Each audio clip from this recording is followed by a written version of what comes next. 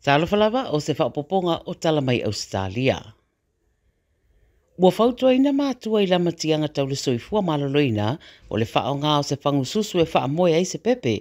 Ua whaia mai lea whautuanga I le mae o se suenga na whaia, ma ua whaeloa mailo na whaeunga o tā wai o lea whainga e yailo na sootanga ma lea awhia o nifo o le pepe ma le whaatupula I o le lapo ai taimi o tuputupuae.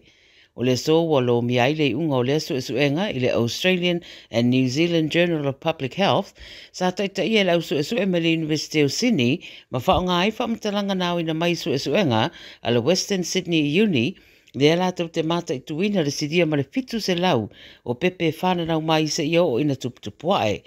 Whai mai le suenga sidia ma le 12% o tamaiti ta irua tau sanga le mātua o lo whaonga pere whangususu e whaamoe ai ma ua mai tawina ai o tamaiti ia e au pitu whaatupula ia le la popo o tino ma awhia foinifo a o tuputupuae.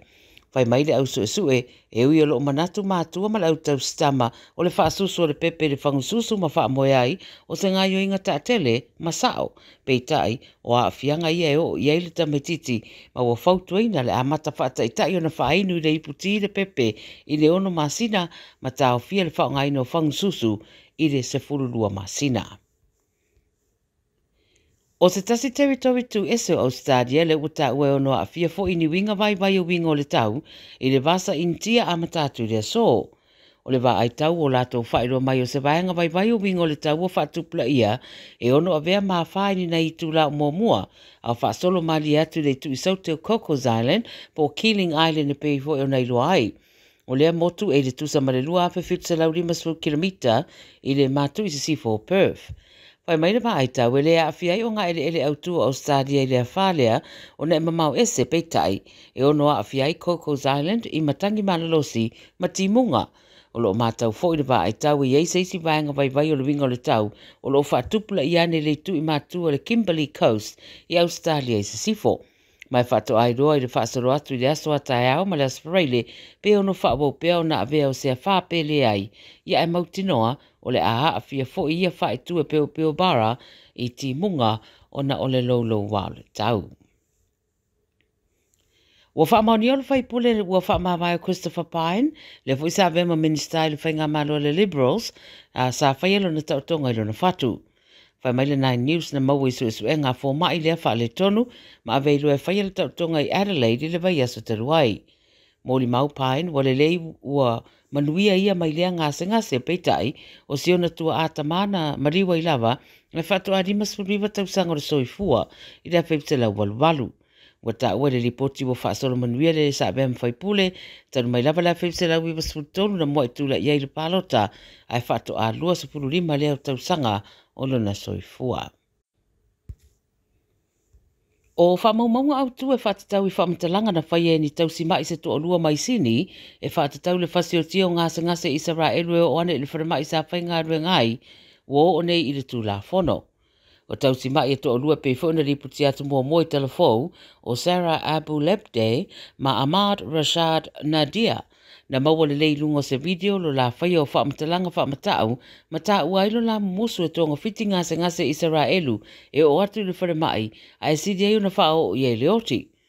O le wharamai Bankstown Lidcom sa whaingaruenga o mai ma o le sobo to e whafonga ile matau puri whamasinonga na awa iai o la ainga manisi e lango iai ma ua tolo polo whamasinonga se iauria le masino me. Ua ta ua lipoti o whamatalanga mai a lalo ia o lo fuafua nei e taro sanga ia ave se le video le na pueina mai whamaumaunga o na e pueina le video e le oiloa e ila ua ia o molia.